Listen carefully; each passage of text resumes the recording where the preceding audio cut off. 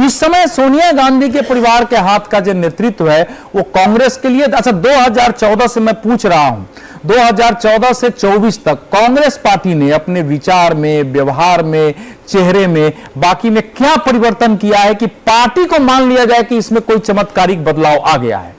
यह मूल बात होती है देखने की। और कठिन समय में आप अगर परिवर्तन का मादा नहीं दिखाते हैं तो फिर आपके लिए रास्ता नहीं। अब चलो किसी किसी कारण से आपको वोट मिल जा रहा है, कुछ साथियों के कारण मिल जाता है, कुछ परिस्थिति। अच्छा, सवाल हमारे सामने ये जो आपने बात की कांग्रेस के पास कोई बेहतर विकल्प था क्या भूपेंद्र सिंह हुड्डा के अलावा? मैं इसीलिए यही बात कहना चाहता था कि दो बात, एक बात से मैं सहमत हूं कि यदि स्टेट के अलावा सेंट्रल लीडरशिप मजबूत होती है तो वो स्टैंड ले सकती है, जो भारतीय जनता पार्टी के साथ है।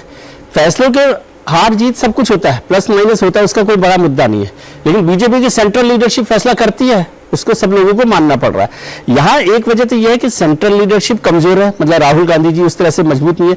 दूसरा ये भी हो सकता है वो सोचते हैं कि इसी बहाने यहाँ पर भी भूपेंद्र हुड्डा जी है, उनके बहाने भी जीत जाएंगे तो क्या बुरी है। लेकिन यदि इसको उलट तरीके से देखें तो हरियाणा में कांग्रेस के पास कौन लीडर है जिसको वो लाकर आगे खड़ा कर सकते थे?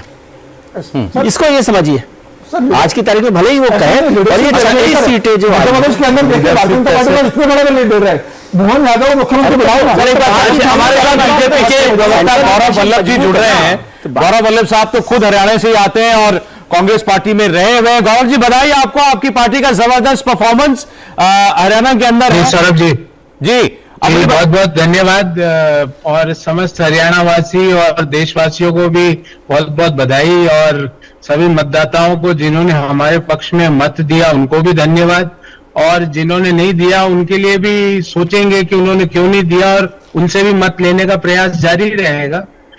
देखिए सौरभ जी, इश्यू ये हुआ हरियाणा में कि एक जो मिस इन्फॉर्मेशन का और डिवाइसिव एजेंडा जो कांग्रेस पार्टी ने चलाया, भले ही वो अग्निवीर की बात हो, भले ही वो लोगों को जातियों में बांटने की बात हो, हरियाणा ने ये स्पष्ट कर दिया कि वाल्मीकि से लेकर बाजीगर तक, सैसी से लेकर धानक तक, कबीरपंथी से लेकर खटीक तक, सैनी से लेकर कश्यप तक, धोबी से लेकर जोगी तक, तेली से लेकर प्रजापति तक, छिंदे से लेकर यादव तक, गुजर से लेकर गौड़ तक, गडरिया से लेकर ब्राह्मण तक और ब्राह्मण से लेकर बनिए तक, समस्त जातियों ने हरियाणा में पॉलिटिक्स ऑफ डेवलपमेंट और पॉलिटिक्स ऑफ परफॉर्मेंस पर अपना मत दिया है।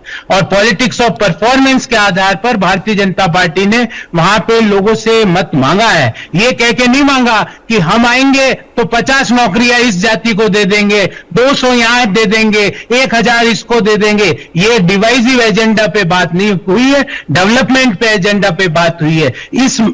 इस मत पर, इस कोट पर मत मांगा है कि पिछले 10 साल में हरियाणा की पर कैपिटा इनकम 3 टाइम्स बढ़ी है।